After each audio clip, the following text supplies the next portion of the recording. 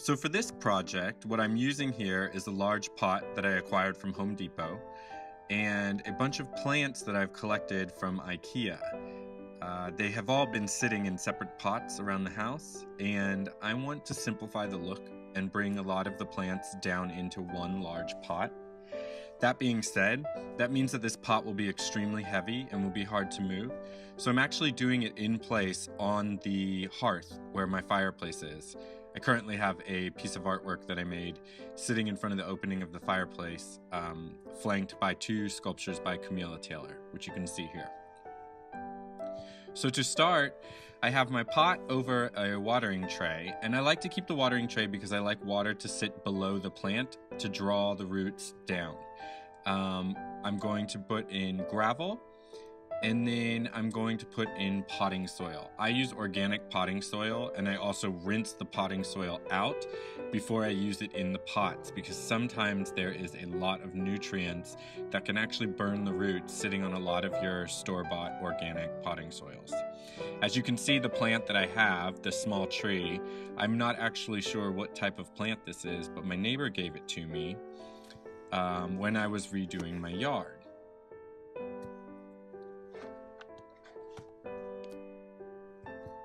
I like to be rough with my plants. I don't like to be too gentle, and I definitely am fine with getting messy. These plants look neglected, and I'm hoping to bring them back to life. But in the meantime, while they are looking a bit sparse and wilted, I'm going to pack them together in one pot so that they fill a lot of empty space that each other has. I also noticed that the pot I was using for the original tree had completely corroded and rusted out of the bottom, which is not good at all. So I used a stake to keep this plant up. This plant is quite unruly and grows in many different directions, and so I needed to give it some sort of architectural structure, and that being a tree post that I received from the city. So I'm trying to put the tree as vertical as possible before tying it up, and I'm going to tie it at the base of the tree this time instead of at the top. And then I'm going to implement this other small paradise tree that I have that was also bought at IKEA. This had 3 or 4 stems with it, but I transplanted those into the garden and they promptly died. So here I am. You see the root ball is completely exposed, and that's okay. I want to make sure that these roots are going in different directions now and that they're getting ready to grow. As you can see, the plant isn't even really holding itself up. There's one of the large frond pieces that's on the side that's just completely fallen south. So I'm going to try and prop that up and see if that can't strengthen up a little bit over time. If not, I'll have to cut it off. But then I go through and I clip all the dead leaves off of. That's really important with any kind of plant because you don't want any kind of repairing action happening on dead leaves or energy being wasted on nurturing a leaf that is completely dried out and dead. The way the composition will work is that I want this to look very full and tropical. These are not succulents, and the soil is going to be a very moist soil, and I want them to be very lush. So I'm going to pack them in closely together. I'm going to add 2 more plants after this, and I will see how they do.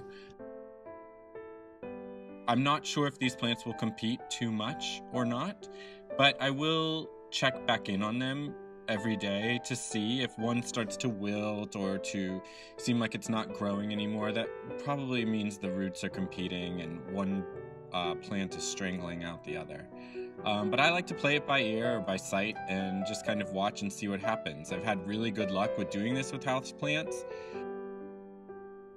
Maybe if it's because they're used to being lazy, they don't compete as much, but I'm really excited to see how this turns out.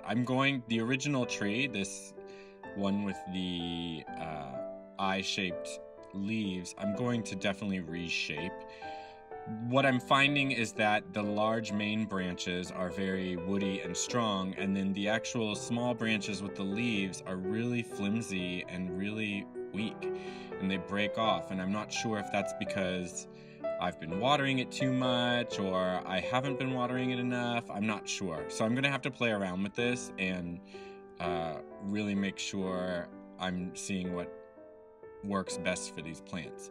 Dumping the soil out from this tree into the pot to reuse, I realized it is so wet that the opportunity for mildew or mold to grow was extremely high. So I will have to watch that as well.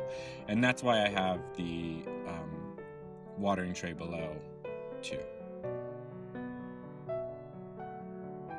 After that, I add potting soil, and then I put in my 2 extra plants that I bought at IKEA for $4 each, and we'll see how they grow. I'm really hoping this smaller one will get really lush and really dense and cover up the ground level of the pot. Now this all will settle more and more with time, so you may have to top it off with a little bit of potting soil after a while, but I'm leaving about an inch or two from the rim. I just want this to look really simple and really, really lush. So hopefully this will help you guys out if you're thinking about what to do with your massed collection of houseplants, or you just want to get the air quality in your house a little bit better. This is definitely something that helps. Our living room is massive.